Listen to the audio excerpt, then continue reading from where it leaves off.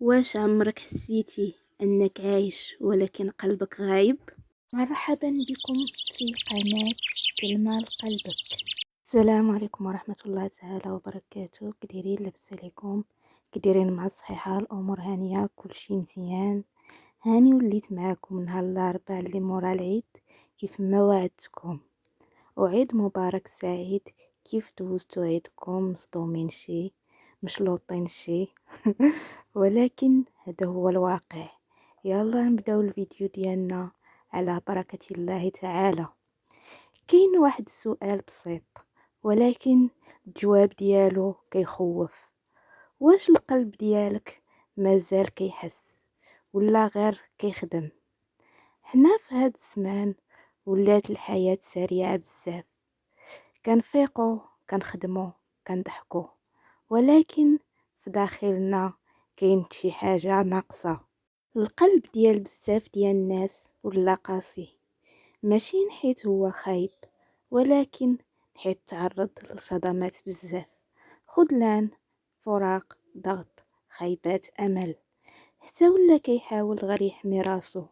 ولكن واش الحماية كتبني جدار ولا كتدفن الاحساس؟ حنا ملي كنحسو كنعيشو، ملي كنتألمو خاصنا فرصة باش نتعالجو، ماشي باش نسدو قلوبنا. اخطر حاجة ماشي هي الحزن، اخطر حاجة هي ملي نوليو ما كنحسو بوالو، كنبانو قويين قدام الناس، ولكن في الحقيقة حنا غير تعلمنا نسكتو. واش ما توحشناش داك الاحساس البسيط ديال داك الضحك من القلب، داك الدموع اللي كيريحو، وداك الشعور اللي كيخلينا نحسو بالحياة؟ راه القلب ديالنا ما محتاج يكون كامل، غير محتاج لحظات صادقة وصافي. نهار نفرحو بلا سبب، نهار نبكيو ونرتاحو، ونهار نحسو براسنا عايشين. وداك النهار كيكون هو البداية ديال الرجوع. ماشي عيب نرجعو نحسو، وماشي ضعف نبكيو. الضعف الحقيقي هو أننا نهربو من قلوبنا.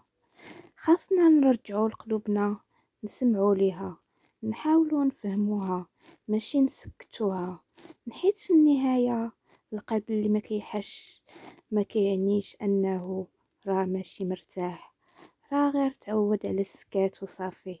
وفي الاخير القلب ديالنا ما خاصوش يكون كامل، ولكن خاصو يبقى حي، كيبغي، كيتألم وكيتعلم. نحيت الحياة ماشي في عدد الأيام اللي دازو، ولكن في الإحساس اللي عشناه فيها. إلا حسيتي بشي كلمة من هاد الموضوع ولا لقيتي راسك فيه، راه مازال فيك الحياة ومازال قلبك كيحاول. إلا عجبكم الفيديو ما تنساوش دعمونا بالاشتراك في القناة وتفعيل زر الجرس باش يوصلكم كل جديد.